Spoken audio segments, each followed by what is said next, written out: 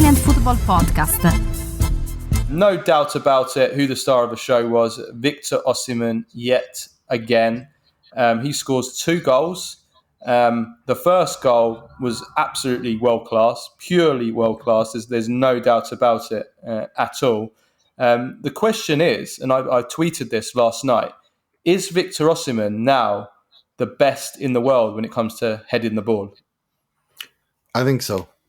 I would say so because of his technique, his leap, the way he jumps, how high he gets, how quickly he gets to that altitude, and the power with which he can muster when jumping up, when standing still, when even backing, when even moving backwards when jumping, like he did against Frankfurt. It was for me, Cristiano Ronaldo is one of the greatest headers of the ball of all time. I thought his technique was sublime. Osimhen is right there with him now. I mean, Jan Koller was he was a giant. Yeah. He was one of the greatest of all time. But we're talking, I mean, he wasn't technically a fantastic header of the ball. But Cristiano Ronaldo, I've always thought is never respected in this regard. I think he's shown, like, just go watch the headers that he scores, the leap, how like a cat in the air he was. Victor Osimhen has a slightly different technique, but the end result and the end result and also the power which we can muster when standing still is just sublime. For me, yes, I think right now there is no one better.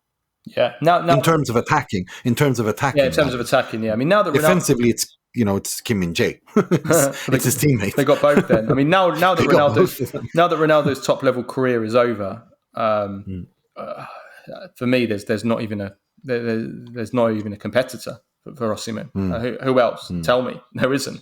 I mean, and as you said, Politano's cross for that first goal, it was hung up. I mean, I'm not saying it was a bad cross, but it was hung up with no pace at all. Just hung up in the air. And anybody that will tell you that whenever a cross comes into the box or a corner that's just floated into the air, it's so difficult for you to generate enough power with your header to try and score. And often you're told to, in those cases, just head it back across goal for somebody else to try and score because it's so difficult. Yet this was hung up with no pace. Osimhen was not that close to the goal either. And it was also slightly behind him. That he had to generate all the power and the direction on it. And he hits the top corner. I mean, it was amazing. It was world class. And we've seen it now for at least a couple of years.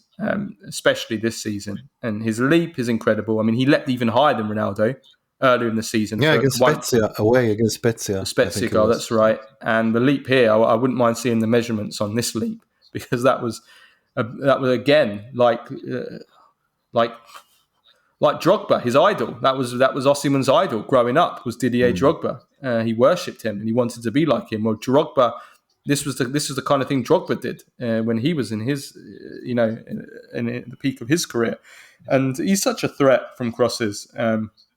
Also, very useful defending their own box, and I think that's another strength of Napoli is that they're obviously everybody talks about their amazing play on the ground. The passing, the tiki taka, the patterns of play. They're fantastic. They play football, but they've got a lot of big guys that are fantastic in the air as well. We just said it. They've got the best in the air as a forward. They've maybe got the best in the air as defender with Kim, but they've got other guys as well who are also, very good in the air. Di Lorenzo is very good in the air. Rachmani is very, very good in the air. Anguissa is another giant.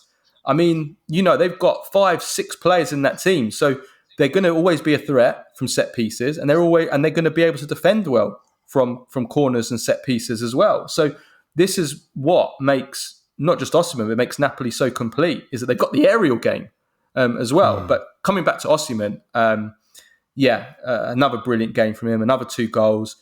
We've said it so many times. He is I mean, I know Haaland scored 5 goals the night before, but in terms of completeness, he is the best striker in the world. And I just love his mentality. And he did an interview at the end of the game with Patrick Kendrick, and Patrick asked him that can Napoli win the Champions League, and he basically said yes. He said anything's possible, but you could tell he was he believes it. He really believes in himself and the team. He said he was a team player.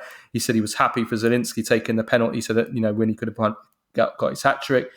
Osimhen was brilliant. Napoli were brilliant, and what can you say? What more is there to say about Napoli?